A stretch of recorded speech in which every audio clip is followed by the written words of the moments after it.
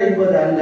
தேவன் உங்களை பார்க்கும் பொழுது செம்மையானவனை பார்த்து நல்ல வீடு வசதிகள் ஏற்படுத்தி கொடுப்பார், நல்ல ஆசீர்வாதம் கொடுப்பார், நல்ல வேலைகளை கொடுப்பார்.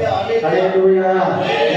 கையில் செய்கிற வேலைகளை ஆசீர்வதிப்பார், உன் நிலத்தின் கனிகளை ஆசீர்வதிப்பார். ஹல்லேலூயா. வாக்கு கொடுக்கிறார், உன் கற்பத்தின் கனிகளையும் உன் நிலத்தின் கனிகளையும் நான் என்ன செய்வேன்?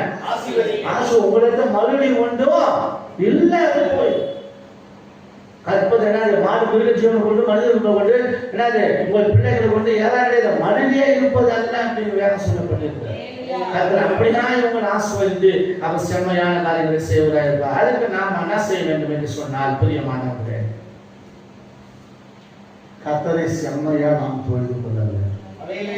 எப்படி நம்மளை செம்மையானவனாக உண்டாக்கினார் அப்படி வருகின்ற போது கர்த்தருடைய பரிகாரியா இருப்பார்.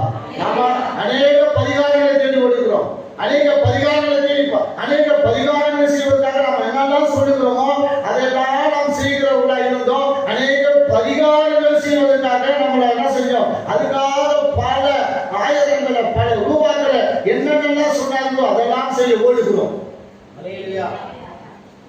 கிடைக்கல. வாசிக்கிறோம் யாத்திராகமம் 15ஆம் தேதிக்காரன் 26வது வருஷம்.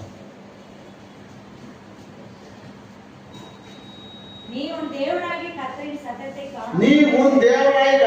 சத்தத்தை கவனமாய் கேட்டு அவருடைய பார்வைக்கு செம்மையானவைகளை செய்து அவர் கட்டளைகளுக்கு செவி கொடுத்து அவருடைய நியமங்கள் யாவையும் கை கொண்டார். நான் எகிப்திற்கு வர பண்ணினேன் வியாதிகளில் ஒன்றையும் உனக்கு வர பண்ணி நானே உன் பரிகாரியான கர்த்தர் என்றார். அல்லேலூயா. பரிகாரங்களை தேடி ஓடணும். ஒரு அம்மாவுக்கு 12 வருஷம் பெரும்பாலுள்ள ஸ்திரீ இருந்தாங்க.